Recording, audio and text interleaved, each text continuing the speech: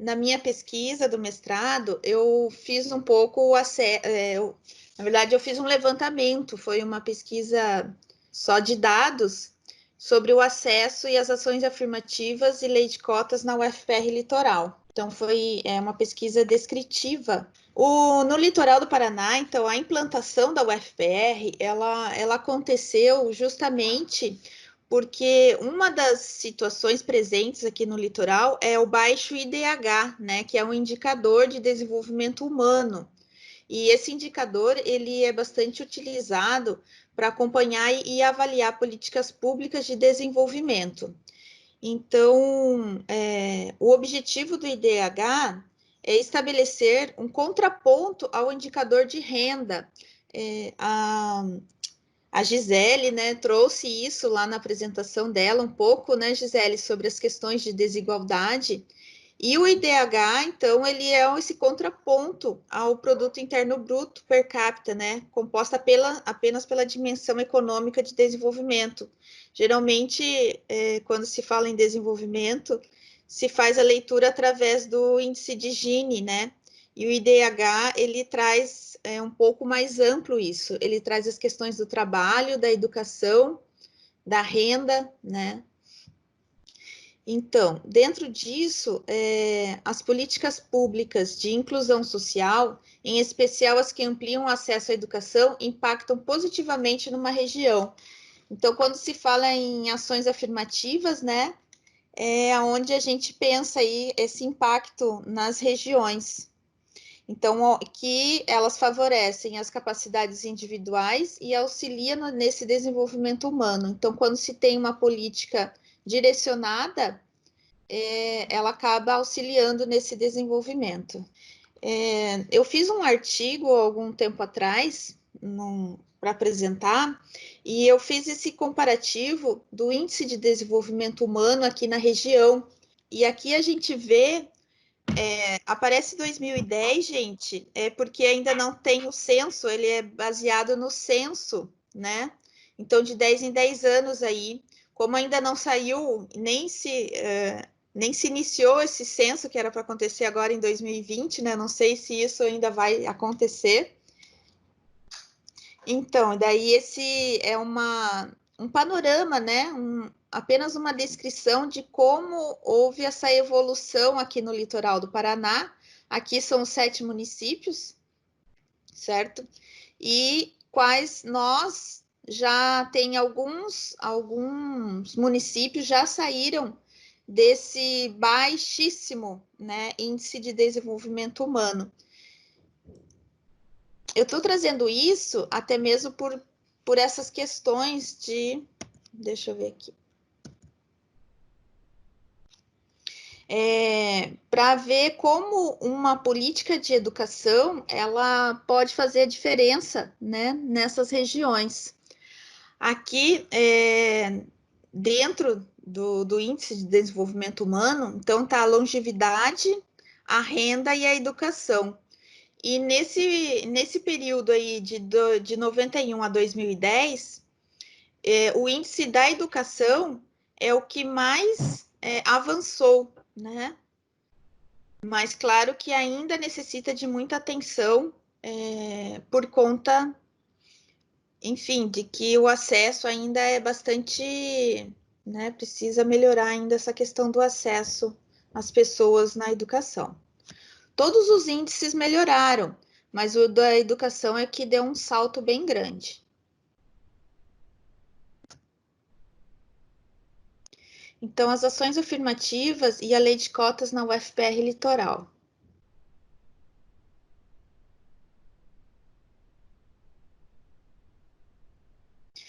Aqui é apenas um quadro demonstrativo como que acontece essa distribuição da reserva de vagas. Aqui eu coloquei o vestibular, o SISU e o LECampo. O LECampo está em específico porque, assim, existem 2 acessos, digamos assim, né? Dentro da política de cotas, tanto pelo vestibular quanto pelo SISU. Hoje, a política de cotas, ela está instituída como lei, que é a Lei 12.700 11.711 de 2012, em que há essa reserva de vagas para 50% de estudantes de escola pública, integralmente que cursaram o ensino médio em escola pública. Então, aqui é mais ou menos como isso é distribuído, né? É uma visão, aqui dá para entender. Aqui, ó, o Sistema de Inclusão Racial e Social da UFPR é antes da lei, onde está a cota racial e a cota social. Antes da lei, eram destinados, a Valéria comentou, né, da resolução 3704, das questões raciais e da questão social. Então, eram 20% para o racial e 20% de reserva de vagas para o social. E em 2008, a pessoa com deficiência, que daí é uma vaga suplementar em cada curso. Essa vaga ainda existe. E a questão indígena, que daí é através do vestibular indígena. Em 2012, isso modifica um pouco. Então, essas racial e social deixam de existir, se mantém um vestibular indígena e se inclui na lei, se mantém as vagas suplementares dentro da universidade, mas também tem a lei que ela é para todas as instituições federais de ensino. Então, todas as instituições federais hoje, elas têm que cumprir essa lei que determina os 50%, né, para os estudantes de escola pública, e ela se divide daí, dentro desses 50%. 25% são para renda per capita menor ou igual a um salário mínimo e meio, e para os independentes de renda, mas todos têm que ser de escola pública, tá? Não sei se vocês conseguem acompanhar aí direitinho, perceber. Então, assim, no período que eu estudei, de 2005 a 2018, foram ofertadas 6.000 vagas, né? Tanto dentro do vestibular, quanto pelo SISU, quanto pelo Lecampo. O Lecampo eu fiz separado porque é um curso que tem um vestibular específico também. O vestibular indígena, como eu não consegui os dados, porque como é itinerante esse vestibular, dentro do estado do Paraná, eu não consegui ter os dados da entrada do acesso dos estudantes indígenas pelo vestibular indígena, tá? Mas assim, então, voltando ao Lecampo. O Lecampo é um curso que ele traz uma especificidade por estar direcionado às populações do campo e aos professores, educadores dessas populações do campo. Então, ele está destinado aos quilombolas, aos ribeirinhos, às comunidades pesqueiras, né? Então, assim, é um vestibular específico, por isso que eu também incluí aqui como uma ação afirmativa, tá?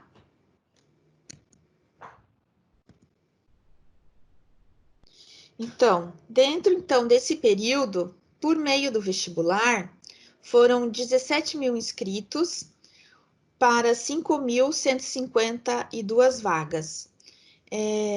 Foram aprovados matriculados 4.954. Que isso corresponde a 28% dessas pessoas que se inscreveram, tá? 13.600 eram residentes no litoral do Paraná, especialmente em Matinhos e Paranaguá. Então, o vestibular aqui no litoral, ele acaba abarcando, né, justamente a população aqui do litoral.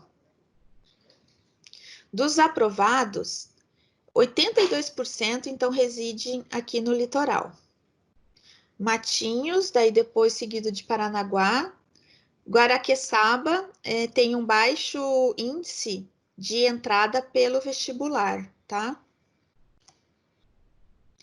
Então, se mantém aqui, porque a gente teve o período, aqui está dividido em 2005 a 2013, porque a gente teve esse período pelas cotas da universidade e pelas cotas daí através da lei.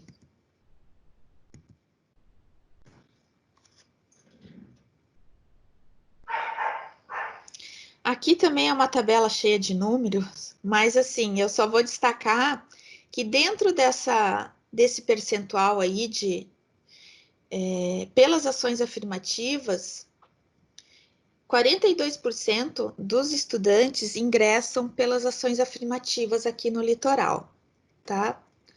A lei traz 50%. Então, assim, a gente tenha quase atingido, ainda, claro que precisa avançar nisso, né?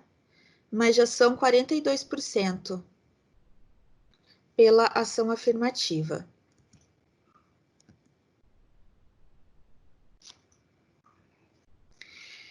Então, como eu comentei, né, da vaga suplementar, a partir de 2008, a universidade, através de...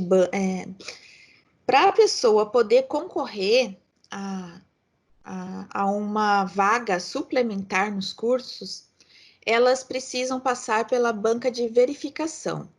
É um pouco diferente para a pessoa com deficiência, é um pouco diferente da questão da pessoa das cotas raciais. A pessoa com deficiência, ela precisa apresentar toda uma documentação e passar por essa banca.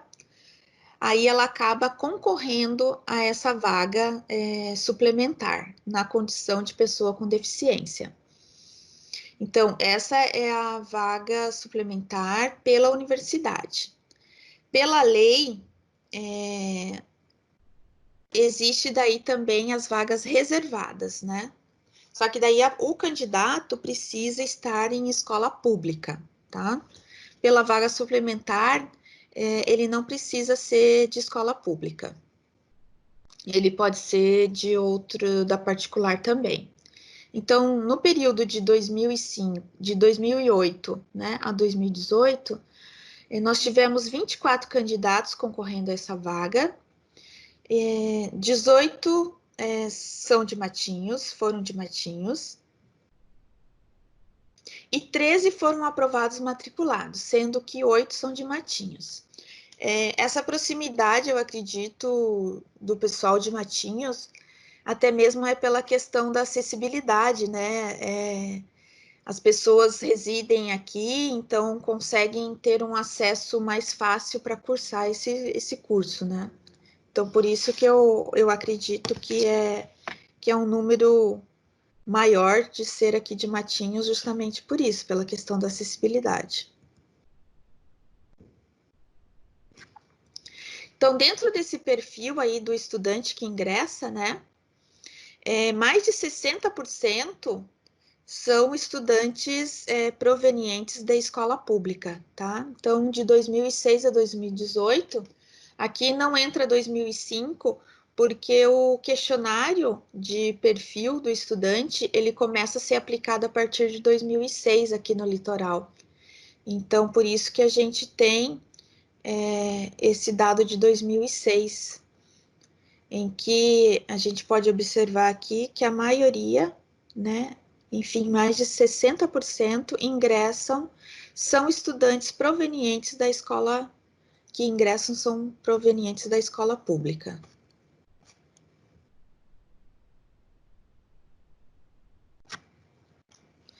Então, na vaga de indígenas, esses dados aqui são os dados das cotas, tá? Não são os dados através da lei. Não é um dado do vestibular indígena, tá?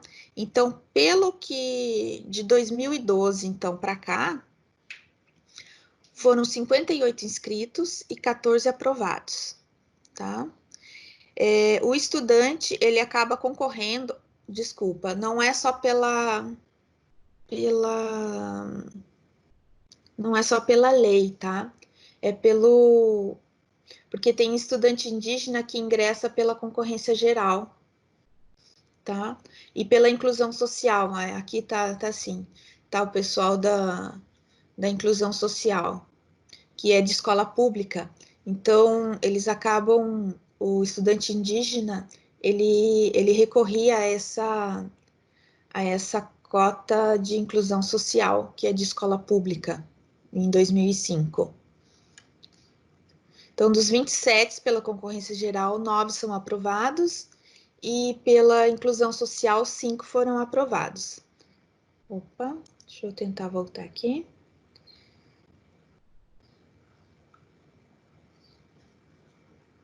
Dos pretos e pardos, 23%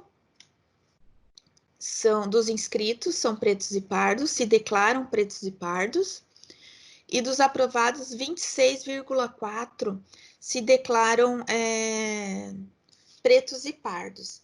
Aqui esse dado, 26%, por um lado é baixo, mas por outro, ele está muito próximo ao índice do IBGE do estado do Paraná, que, se eu não me engano, é em torno de 28% que se declaram pretos e pardos. Então, assim, está muito próximo do que o Paraná apresenta, né, pelo IBGE. Aqui chega a ultrapassar um pouquinho, né, de 2015 a 2018, com a lei de cotas daí, há um aumento, né, indicando que essa participação da população autodeclarada preta e parda da UFPR tem aumentado, né, com a lei de cotas. Então, quando era a cota, apenas a cota da universidade, estava um pouquinho menos. Dani, Oi. Não quero atrapalhar, sendo empática, 5 minutinhos, será que dá? Vamos tentar aí acelerar. Tá, obrigado. Então, assim, dentro desse perfil de ingressos, então, 69% apresentam, né, se declaram com renda per capita inferior a 1,5 salários mínimos nacionais.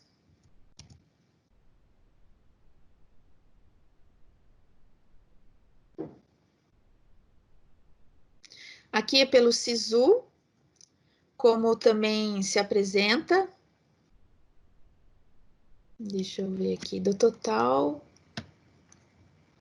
Então, aqui a gente vê um grande número de inscritos pelo SISU e 430 que ingressaram pelo vestibular, pelo Enem, né, pelo SISU, dentro daquela possibilidade de vagas.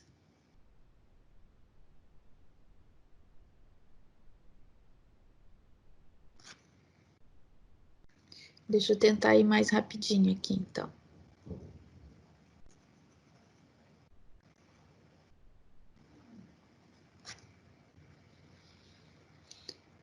Aqui também 40% do SISU entra pela ação afirmativa.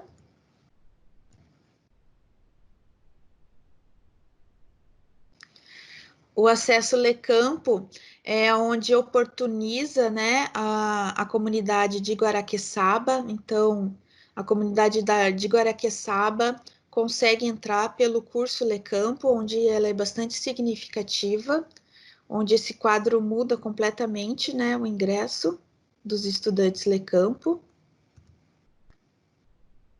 O público, então, aqui é bem distribuído, então fica em torno de 30%, né, entre filhos e filhas de agricultores, pescadores, 33% aí de educadores da comunidades do campo, e 28% são demais pessoas que trabalham no campo.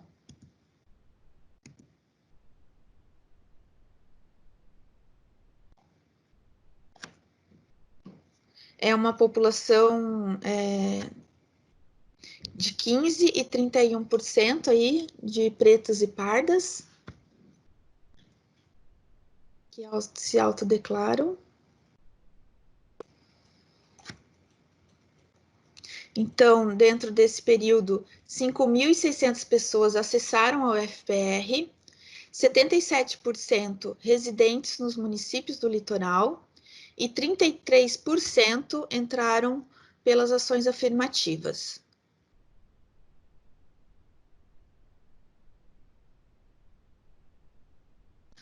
Então, vou já para algumas considerações aqui.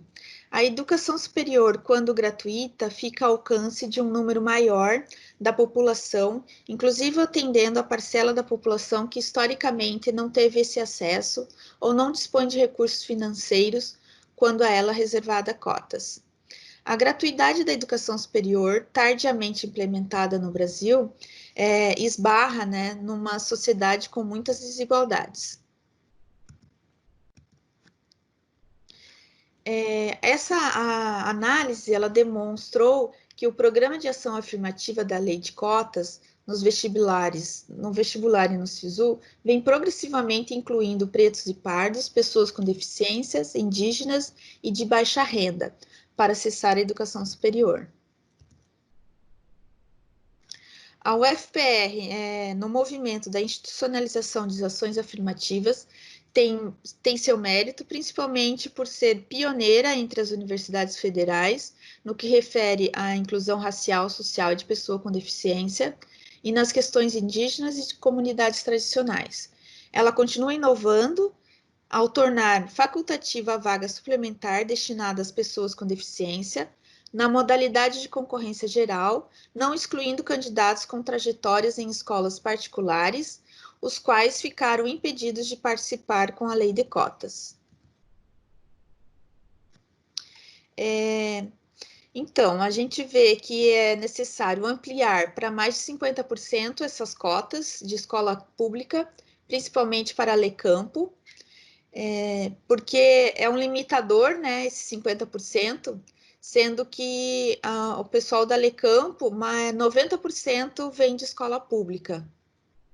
Ampliar o número de chamadas complementares no SISU, que como eu já mostrei ali, a questão do SISU, né, há bastante interesse, mas o número de chamadas talvez acaba não chamando todo mundo, pelo número reduzido. Ampliar a interação universidade-escola pública e o investimento em políticas de inclusão social. Então, assim, a gente vê como uma política, né, pode ampliar e favorecer o ingresso e o acesso de pessoas. Aqui eu vou deixar essa charge para a gente refletir um pouco sobre a questão de igualdade, como é que isso acontece quando se pensa em igualdade, quando se pensa em equidade, e aqui está a liberdade, mas eu colocaria também como inclusão, né? Quando não se tem muitas barreiras para se ter acesso enfim, a tudo que a gente precisa, né?